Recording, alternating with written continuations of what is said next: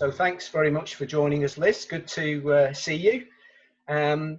I think it would be good if you could start with maybe just give a brief bit of an intro to yourself, where you work now and what your current role is. Yeah, so I'm a speech and language therapist, as you know, and I am the director of the speech group, and I work with children and adults with brain injury, and my team also works with children and adults with brain injury, and we tend to specialise in extremely complex cases where there is a feeding and swallowing component as well as communication issues. We also work a lot with people who need augmentative communication systems, so usually the high-tech end, so eye gaze, and some low-tech systems as well. Really, it just depends on the needs of the client. Yeah, so that's an area of growth with the team currently. So yeah, I tend to work with all the members of the team in terms of the work that they do. So all of the clients that come to the clinic, I'm aware of their needs, and if the clinicians have any issues, we discuss them. But we're quite a happy little team, and we have sort of sessions over Zoom or FaceTime, discussing various professional issues that arise. So, right. Yeah. Okay, so tell us what you most enjoy about your job, or some of the enjoyable aspects of your role. Yeah, well, I think I enjoy being really busy. I like to be doing. So I do some expert witness work, not a great deal because it takes up a great deal of time, but I really, really enjoy the expert witness work because it's like one immerses oneself in the whole case, and then when you finally complete on the report, it's a sense of achievement in getting it done in a certain time frame. So I really enjoy that aspect of my job, and I might only do maybe 4 or 5 reports a year, but I really enjoy that. The other aspects of my role that I enjoy, like as I said before, like working with the team. So some of us share cases, so we have really good discussions about these cases, problem-solving chats, chats around the technology that we might be using with the client. So as I mentioned before, we might be using like a high-tech communication aid. So we might have a discussion about the grid that we are going to design, and the vocabulary that we'll use. So I really enjoy that. We also have a couple of assistants who work in the clinic as well. And so I really enjoy working with them and, talking about the clients with them, and finding new ways of, like doing the therapy. So I really enjoy that. And the assistants actually are people who want to train as speech and language therapists. So it's nice because you're sort of working with people at the beginning of their careers, and that's a nice thing. So you feel like you're developing a future workforce in many ways. The other areas that I like to work in are, so I really like working with ear, nose and throat consultants on some of the complex swallowing cases. So I really enjoy working with an ENT surgeon called Professor Martin Birchall. I refer into him for some of the complex swallowing cases that require fiber endoscopic evaluation of swallowing, and I really enjoy that aspect of my role. And yeah, I like it all really. Great. And thanks, Liz. And tell us about something in the world of speech and language therapy that you're currently interested in, or if there's a new approach or development or a particular sort of treatment modality that you're particularly interested in at the moment. Yeah, so I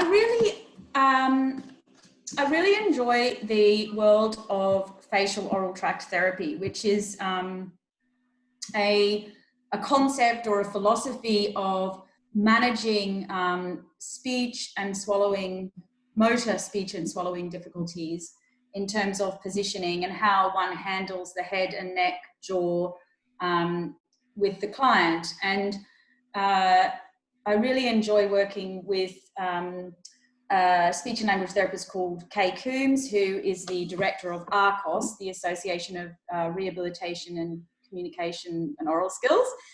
And I've actually recently done the facial oral tract therapy course with a couple of colleagues from the clinic. And even though I've been using this philosophy for many, many years, it sort of reinvigorated me to keep up with it, because it is such a fundamental part of our role.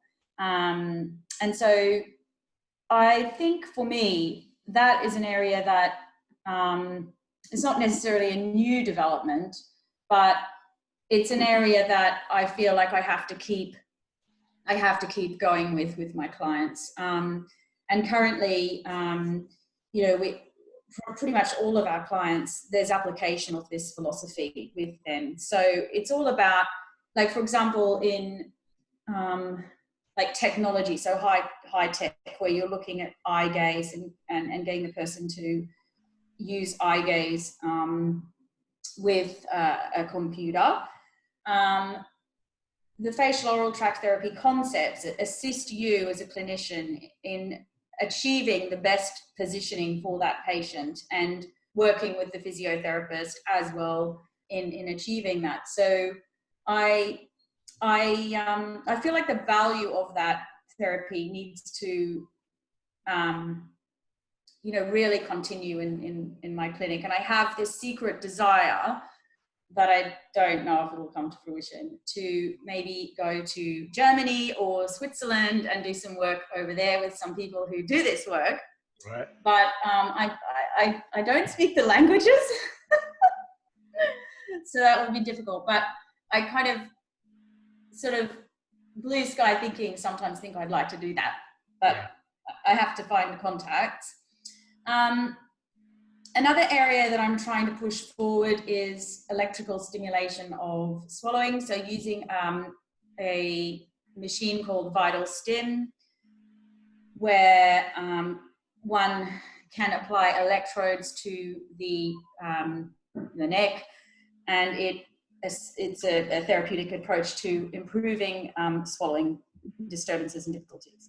So that is an area that I really would like to sort of think about more, pursue more, and take forward a project. Right. So there's that as well. Yeah. Sounds fascinating. Well, yeah, it is. But I expect there's a lot more than those few things. But it's interesting.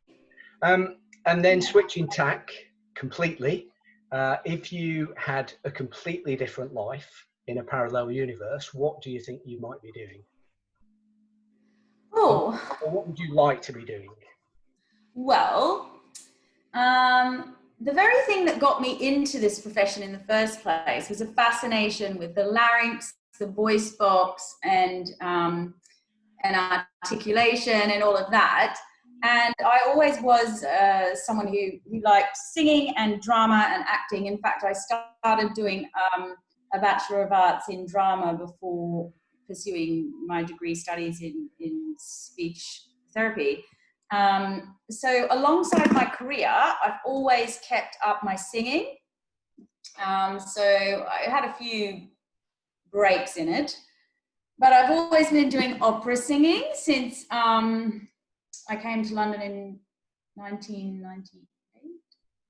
Yeah. 98. So I've always been doing opera singing, and doing little performances and things like that. So I started off with Mozart and, you know, those sorts of things. And now I'm doing Wagner and Strauss and singing. Last year I sang in South Korea with a bunch of amazing people, and we put on 4 performances around the province of Andong. So it was a little bit like a traveling traveling opera show. It was really professional. It was amazing. It's not really a parallel life in a different universe. It's you are an opera singer. I think that I wished I was an opera singer in a parallel universe, but you actually are an opera singer. I was gonna finish by asking you to sing an excerpt from your favourite aria, but no, I could just tell from your facial expression. So it might blow the audio. Exactly. It might blow the audio out because it's so loud. But I haven't had a go. You know, since the COVID thing happened, I've not done any singing at all. The reason being is I think my neighbours might blow out of their houses because it's very desperate to have a sing. Well, listen, Liz, thanks very much for joining us. That's great. Thank you. Stay safe.